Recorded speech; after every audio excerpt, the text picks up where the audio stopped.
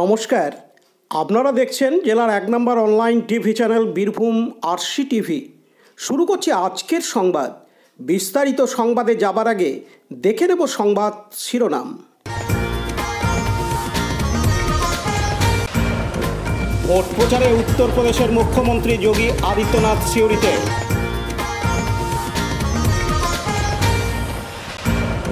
তৃণমূল কংগ্রেস প্রার্থীর ভোট প্রচার রাজনগরে।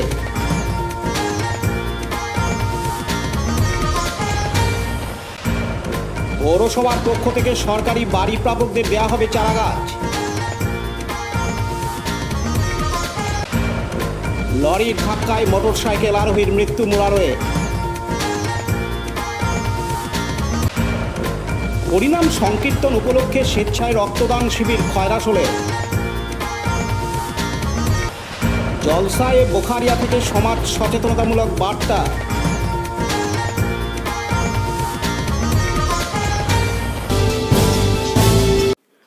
উত্তরপ্রদেশের মুখ্যমন্ত্রী যোগী আদিত্যনাথ আজ মঙ্গলবার 30 এপ্রিল বীরভূম লোকসভা কেন্দ্রের বিজেপি প্রার্থী দেবতনু ভট্টাচার্যের সমর্থনে সিউড়ি বেনিমাধব ইনস্টিটিউশন ময়দানে একটি জনসভা করলেন। এদিন তার কপ্টার সিউড়ি ইরিগেশন ময়দানে এসে নামে এবং সেখান থেকে তিনি পৌঁছে যান বেনিমাধব ইনস্টিটিউশন ময়দানে।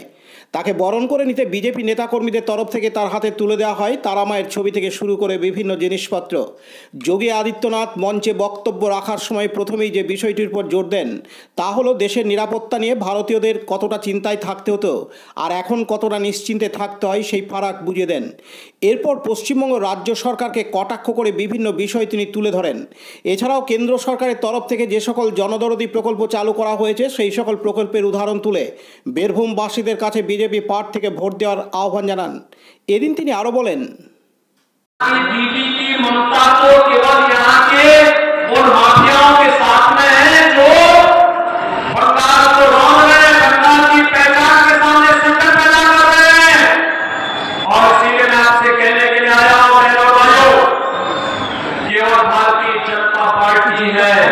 और मोदी जी हैं जो सुख दुख में आपके साथ हमेशा खड़े होने वाले हर स्थिति में खड़े होने वाले हैं।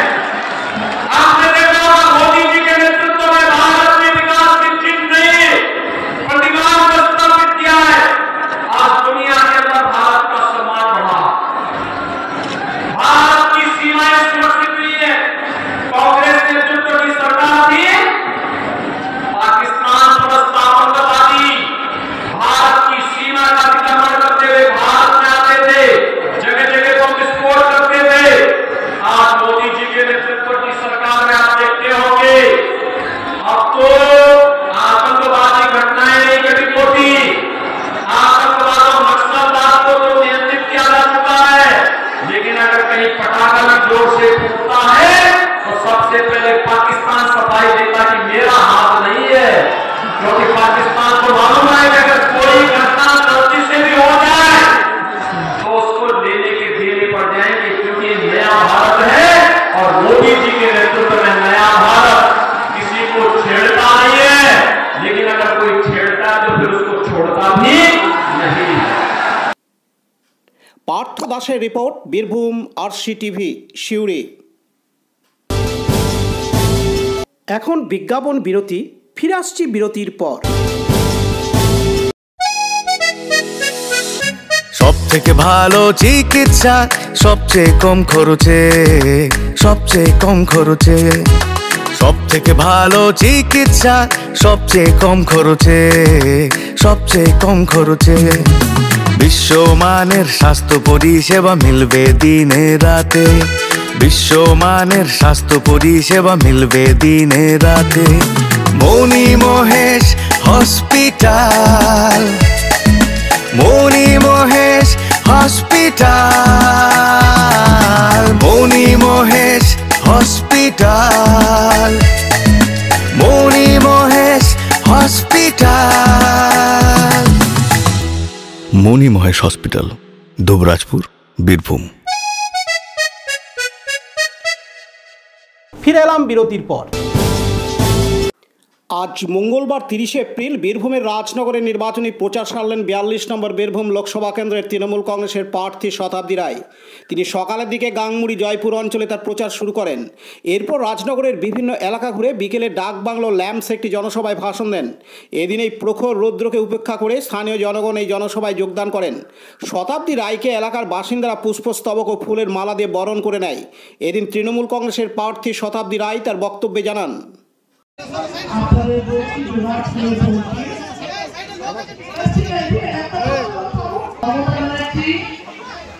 আগেরবার বিধানসভা নির্বাচনের পর বলেছিল যে লক্ষ্মী ভাণ্ডার দেবো, দেওয়া শুরু করেছে।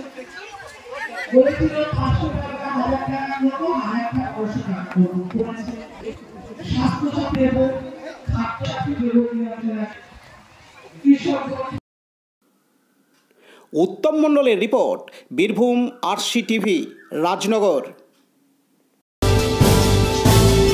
এখন বিজ্ঞাপন বিরতি, ফিরে আসছি বিরতির পর। বঞ্চনার অবসান, শ্রমের সম্মান। 100 দিনের কাজের অদক্ষ শ্রমদানকারীদের জীবনে এলো নতুন প্রভাতের আলো। মাননীয় মুখ্যমন্ত্রী মমতা বন্দ্যোপাধ্যায়ের উদ্যোগে তাদের 2 বছরের বকেয়া মজুরির বঞ্চনার অবসান হলো। সম্পূর্ণ রাজ্য সরকারের নিজস্ব তহবিল থেকে 2651 কোটি টাকা ব্যয়ে 59 লক্ষ অদক্ষ শ্রমদানকারীদের বকেয়া মজুরি প্রদান করা হয়েছে। হাসি ফুটেছে রাজ্যের সকল অদক্ষ শ্রমদানকারীদের মুখে। পঞ্চায়েত ও গ্রামোন্নয়ন দপ্তর পশ্চিমবঙ্গ সরকার কর্তৃক জনস্বার্থে প্রচারিত। ফিরে এলাম বিরতির পর। এবার থেকে সরকারি বাড়ি প্রাপকদের দেওয়া হবে একটি করে গাছের চারা গাছ সিউড়ি পৌরসভার তরফ থেকে। আজ মঙ্গলবার 30 এপ্রিল নতুন পদক্ষেপ চালু করল সিউড়ি পৌরসভা। এছাড়াও প্রায় 5000 চারা গাছ লাগানো হবে সিউড়ি পৌর এলাকা জুড়ে। কারণ যেভাবে দিন দিন তাপমাত্রা বাড়ছে, সেই সঙ্গে বৃষ্টির দেখা নেই। এই কারণে এই পদক্ষেপ বলে জানিয়ে দিলেন সাংবাদিক বৈঠক করে সিউড়ি পৌরসভা। সকল সরকারি বাড়ি গ্রাহকরা যারা বাড়ি পাবেন তাদের একটি করে গাছের চারা দেওয়া হবে পৌরসভা থেকে, এবং সেটিকে লালন পালন করে যে বড় করবে তাদের বাড়িতে ট্যাক্স কমিয়ে দেওয়া হবে, একথাও ঘোষণা করা হয়। এদিন সিউড়ি পৌরসভার চেয়ারম্যান উজ্জ্বল চট্টোপাধ্যায় জানান, আমাদের গতকাল পৌরসভাতে ছুটির দিন ছিল, তাও ইমার্জেন্সি আমাদের একটা মিটিং করেছি অল বিওসি মিলে। তো আমাদের সিউড়িতে এই মুহূর্তে আমাদের যা অবস্থা, সিউড়ি নয়, আমাদের জেলা তথা গোটা রাজ্যে যা তাপপ্রবাহের ব্যাপার, এই যে আমাদের জ্ঞান অবস্থায় এই যে আমাদের 44-45 ডিগ্রি, এটা আমাদের কাছে খুব মর্মান্তিক ঘটনা। চারিদিকে স্ট্রোক হচ্ছে, বয়স্ক ছেলে, ছোটো ছেলে এসব মারা যাচ্ছে। আমরাও দেখছি বিভিন্ন জায়গায় প্রচার করতে গিয়ে। তো আমরা পৌরসভাতে একটা ডিসিশন নিয়েছি এই মুহূর্তে, সিউড়ি মিউনিসিপ্যালিটির যেসব আগামী দিনে যেসব বাড়ি হবে বা ফ্ল্যাট হবে, যে আবাসনগুলো হবে, অলরেডি আমাদের ডিসেম্বর থেকে একটা অলরেডি স্টার্ট করেছিলাম। জল ভরো একটা প্রকল্প যেটা আছে আমাদের, যেটাকে আপনার বলে ওয়াটার হারভেস্টিং সিস্টেম। এবার থেকে আমরা 1 তারিখ থেকে আমরা একটা রুলস জারি করছি, যেসব আবাসনে সিউড়িতে শহরের মধ্যে বিশেষ করে আবাসনগুলো হবে, এই সিস্টেমটা ওয়াটার হারভেস্টিং সিস্টেমটা করতে হবে মাস্ট। নাহলে আমরা প্ল্যানের ক্ষেত্রে এটা অ্যাড করতে হবে। আর একটা প্রত্যেক এমনি ছোটোখাটো যেগুলো বাড়ি হয়, 2 কাঠা 4 কাঠা 5 কাঠা যেগুলো বাড়ি করে, তাদেরকে প্রত্যেকজনকে আবাসন হোক আর বাড়ি হোক একটা করে গাছ লাগাতে হবে। আমরা বুঝতে পারছি এই অবস্থা গোটা দেশ জুড়ে, গোটা পৃথিবী তথা আমাদের এই একটা করে গাছ, আর এই গাছের সঙ্গে জলের ব্যাপারটা অনেক কিছু জড়িয়ে আছে। তো এই যে তাপপ্রবাহ, এই যে মিউনিসিপ্যালিটি যে সিস্টেম আমাদের আছে, আমাদের একটা করে গাছ না লাগালে আমরা প্ল্যান পাস করব না বাড়ির ক্ষেত্রে। আর আবাসনের ক্ষেত্রে আমরা জলভর সিস্টেমটা করতে চলেছি।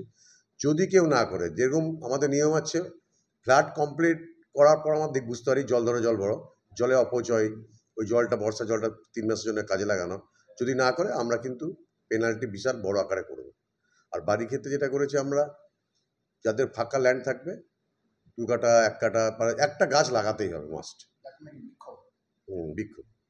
এবার আমরা এই সিউড়ি পৌরসভা তরফ থেকে আমরা বর্ষাকালে টার্গেট নিয়েছি এখানে 5000 গাছ লাগাবার টাউনের মধ্যে। যদিও জায়গা অভাব আছে, কিন্তু অ্যাডেড এরিয়া যেগুলো হয়েছে আমাদের প্রচুর জায়গা আছে, আমাদের অ্যাডেড এরিয়া মানে গ্রামীণ এলাকায় যে ঢুকেছে, সেগুলোতে আমরা 5000 গাছ লাগাবো এই বর্ষাকালেই, একটু বৃষ্টি হলেই। এটা আমরা পৌরসভার পক্ষ থেকে আমরা ডিসিশন নিচ্ছি। কিন্তু এই আবাসন আর এই জল ভরো আর একটি গাছ যদি না লাগাই, আমরা বড় টাকার অ্যাকশন নেব। হ্যাঁ, পৌরসভার তরফ থেকে আমরা ফরেস্টের সঙ্গে যোগাযোগ করব। যেসব বড় গাছ, যেগুলো আমাদের ছোটোখাটো অনেক বাড়িতে লাগাচ্ছে ফুলের গাছ, কিন্তু আমাদের কাছে একটাই সিউড়ি শহরবাসীর কাছে অনুরোধ, ফুলের গাছ লাগান, ফুল সবার সৌন্দর্য, কিন্তু সঙ্গে সঙ্গে একটা করে এমন গাছ লাগান যেটা একটু বড় আকার হয়, এটা সবার কাছে অনুরোধ। আমি যদি এইটা কেউ প্রকল্প ঠিকমতো করে আমাদের আবাসনের ক্ষেত্রে, যেটা আমাদের মিউনিসিপ্যালিটি ওয়াটারলি হোক এয়ারলি হোক, তার ক্ষেত্রে আমি ট্যাক্স কিছু ছাড় দেবো, বাড়ি ক্ষেত্রেও দেবো। যদি পার্থ দাসের রিপোর্ট, বীরভূম RCTV, সিউড়ি। এখন বিজ্ঞাপন বিরতি, ফিরে আসছি বিরতির পর। RCS Network, high speed internet, broadband, cable TV and landline service provider, Dubrajpur, Birbhum. আমাদের এখানে পাবেন BSNL, RailTel, city alliance, NGO ফাইবারের ইন্টারনেট, কেবল টিভি এন্ড ল্যান্ডলাইন টেলিফোনের কানেকশন নিতে যোগাযোগ করুন। দুবরাজপুর 034422962277 7449000072 9732202011 8207037404। সিউড়ি 034622999995 9647669665 7063544520। ফিরে এলাম বিরতির পর। গতকাল সোমবার 29 এপ্রিল বিকেলবেলায় বীরভূমের মোরারই জঙ্গিপুর রোডে হিয়াতনগর মোড়ে মোটরসাইকেল চেপে মোরারইয়ের দিকে আসছিল এক মোটরসাইকেল আরোহী। উল্টো দিক থেকে একটি লরি জঙ্গিপুর দিকে যাচ্ছিল এবং সেই সময় মোটরসাইকেলের সঙ্গে ধাক্কা লাগে ওই বাইক আরোহীর এবং বাইক আরোহীর লরির চাকায় পড়ে যায়। স্থানীয় বাসিন্দারা তাকে উদ্ধার করে মোরারই গ্রামীণ হাসপাতালে নিয়ে যায়। সেখানে অবস্থার অবনতি হলে তড়িঘড়ি রামপুরহাট সুপার স্পেশালিটি হাসপাতালে স্থানান্তরিত করা হয়, কিন্তু রামপুরহাট সুপার স্পেশালিটি হাসপাতালে নিয়ে যাওয়ার সময় রাস্তায় তার মৃত্যু হয়। জানা যায় মোটর বাইক আরোহীর নাম আসিরুদ্দিন শেখ। তার বাড়ি মোরারই থানার কাশেমনগরে। মোরারই নতুন বাজারে তার চশমার দোকান আছে। দীপু মিয়ার রিপোর্ট, বীরভূম RCTV, মোরারই। এখন বিজ্ঞাপন বিরতি, ফিরে আসছি বিরতির পর। জ্যোতিষ তন্ত্র, যন্ত্র ও রত্নে অসুখ গ্রহের স্থায়ী প্রতিকার করা হয়। জ্যোতিষ ও বাস্তু সম্রাট শ্রী শিবশঙ্কর। জীবনে যে কোনো সমস্যা, যেমন মাঙ্গলিক দোষ, কালসর্প দোষ, গুরুচণ্ডাল দোষ, বাস্তু দোষ, দৈন্য যোগ, দাম্পত্য কলহ, সন্তান, শনি সাড়েসাতি সহ বিভিন্ন জটিল সমস্যার সমাধান করা হয়। এছাড়া পড়াশোনায় বাধা, চাকুরিও বাধা, বিবাহে সমস্যা, ব্যবসায় ক্ষতি প্রভৃতি সমস্যার গ্যারান্টি সহকারে প্রতিকার করা হয়। কুষ্ঠি, ঠিকুজি ও বিবাহের জটক বিচার করা হয়। চেম্বার দুবরাজপুর, ওয়ার্ড নম্বর 6, মা আনন্দময়ী মন্দিরের পাশে, বীরভূম। বুকিং এর জন্য ফোন করুন 7908384147। ফিরে এলাম বিরতির পর। রক্ত সংকট কিছুটা হলেও মেটাতে আজ মঙ্গলবার 30 এপ্রিল বীরভূম জেলার খয়রাসোল থানার মাহমুদপুর মা দুর্গা উন্নয়ন সংঘের পরিচালনায়, বীরভূম ডিস্ট্রিক্ট লাইফ সেভার্সের সহযোগিতায় এবং সিউড়ি জেলা হাসপাতাল ব্লাড ব্যাংকে রক্ত সংগ্রহে গ্রীষ্মকালীন রক্ত সংকট মেটাতে 24 প্রহর ব্যাপী হরিনাম সংকীর্তন উপলক্ষে আজ মাহমুদপুর প্রাথমিক বিদ্যালয়ে স্বেচ্ছায় রক্তদান শিবিরের আয়োজন করা হয়। আজকের রক্তদান শিবিরে মহিলা ও পুরুষ মিলে মোট 35 জন রক্তদাতা স্বেচ্ছায় রক্তদান করেন। সকল রক্তদাতাদের শংসাপত্র প্রদান করা হয়। এদিন এই রক্তদান অনুষ্ঠানে উপস্থিত ছিলেন PVBDF-এর সভাপতি লালটু সামন্ত, BDLS-এর সভাপতি স্বরূপ ঘোষ, বীরভূম ডিস্ট্রিক্ট লাইফ সেভার্সের সক্রিয় সদস্য আকাশ পাল, কিরণ পাল, সিউড়ি জেলা হাসপাতালের ডাক্তার কৌস্তব ঘোষ, MOICN করণ, MT ল্যাব অনির্বাণ ব্যানার্জি সহ বিশিষ্টজনেরা, গ্রামবাসীরা ও লাইফ সেভার্সের সদস্যরা। উল্লেখ থাকে যে মাহমুদপুর গ্রাম দ্বিতীয়বার স্বেচ্ছায় রক্তদান শিবিরের আয়োজন করে। এদিন PVBDF-এর সভাপতি লালটু সামন্ত জানান, সাধুবাদ মাহমুদপুর গ্রামবাসীবৃন্দের সমস্ত মানুষজনদের, এছাড়াও সাধুবাদ জানাই এই মা দুর্গা উন্নয়ন সংঘের প্রতিটা সদস্যবৃন্দদের। এই নিয়ে দ্বিতীয় বছরের এই হরি সভার যে গন্ধক দিবস উপলক্ষে স্বেচ্ছায় রক্তদান শিবির, সত্যি সাধুবাদ জানাই। এভাবে আমরা যদি প্রতিটা আনন্দ অনুষ্ঠানে এবং প্রতিটা অনুষ্ঠানে যদি রক্তদান শিবিরের আয়োজন করতে পারি, রাজ্যের বুকে যে রক্তের সংকট প্রতি বছরই হয় সেটা আমরা মোকাবিলা করতে পারবো। আর রক্ত দিলে শরীর খারাপ হয় না, রক্ত দিলে শরীর সুস্থ থাকে। রক্তদানের ফলে একটা মুমূর্ষু মানুষদের জীবন রক্ষা হয়। তাই প্রতিটা মানুষকে রক্তদান করা উচিত।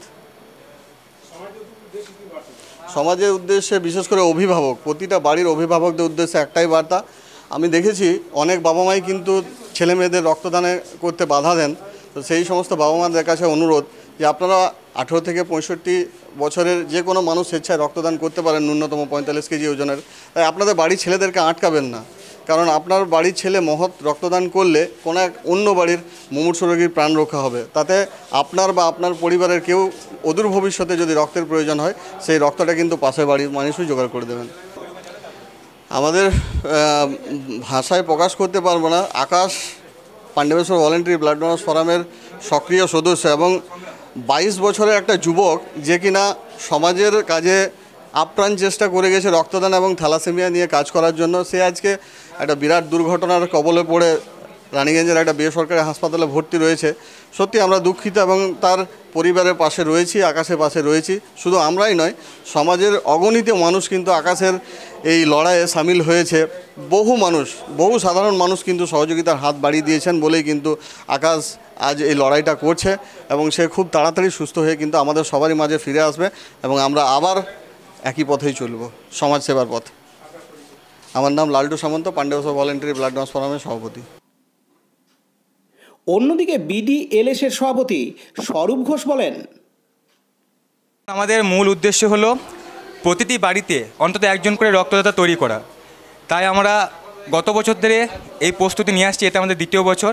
গ্রামে 24 পর উপলক্ষে আমরা রক্তদান শিবির আয়োজন করেছি এবং আমরা সমাজে একটা বার্তা দিতে চাই, রক্তদান করতে কোনো টাইম লাগে না। যে কোনো অনুষ্ঠান হোক, শ্রাদ্ধ বাড়ি হোক, অন্নপ্রাশন হোক, এমনকি হরিনামও হোক, যে কোনো অনুষ্ঠানে কিন্তু রক্তদান করা যায়, শুধুমাত্র মানুষের সদিচ্ছাটা প্রয়োজন।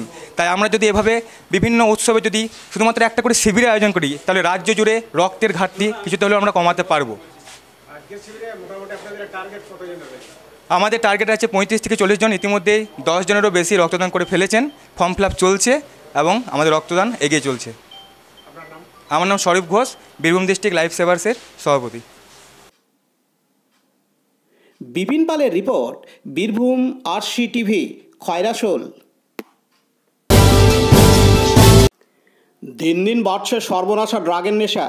এছাড়াও মদ, লটারি, জুয়া সহ অন্যান্য নেশাগ্রস্তর জন্য সমাজ সংসারে তৈরি হচ্ছে অশান্তির বাতাবরণ। পাশাপাশি মোবাইলে আসক্ত যুব সমাজও বিপদগামী হয়ে পড়ছে। সেই সমস্ত দিক দিয়ে বিরত থাকা এবং ইসলাম ধর্মীয় নীতি অনুসারে পথ চলা কর্তব্য। তাহলে সুস্থ সমাজ গড়ে উঠবে, থাকবে না কোনো ভেদাভেদ, সাম্প্রদায়িক সম্প্রীতি বজায় থাকবে। এইরূপ বিভিন্ন ধরনের সমাজ সচেতনতামূলক বার্তা দেওয়া হয় গতকাল সোমবার 29 এপ্রিল রাতে খয়রাশোল ব্লকের বুধপুর মতি মসজিদ কর্তৃক পরিচালিত গাবতলা প্রাঙ্গণে জলসা এ বোখারিয়া অনুষ্ঠান থেকে। অনুষ্ঠানের মধ্যমণি হিসাবে উপস্থিত ছিলেন খানকাহে বোখারিয়া গাইসারা শরীফের গদ্দেন সেন পীরে তরিকত মৌলানা সৈয়দ মোহাম্মদ সাইফুল হোসেন বোখারি। প্রধান বক্তা ছিলেন উত্তর দিনাজপুর থেকে আগত মৌলানা রফিকুল ইসলাম। এছাড়াও উপস্থিত ছিলেন হাফিজ সামিউল খান, হাজি নজরুল ইসলাম খান, মৌলানা মোহাম্মদ সামিম, হাফিজ জাহাঙ্গীর সহ অন্যান্য আলেম ও উলেমায়গণ। শেখ রিয়াজউদ্দিনের report, Birbhum RC TV, Khoyrasol. আজকের সংবাদ এই পর্যন্ত। পরবর্তী সংবাদের জন্য চোখ রাখুন বীরভূম আরসি টিভির পর্দায়। নমস্কার।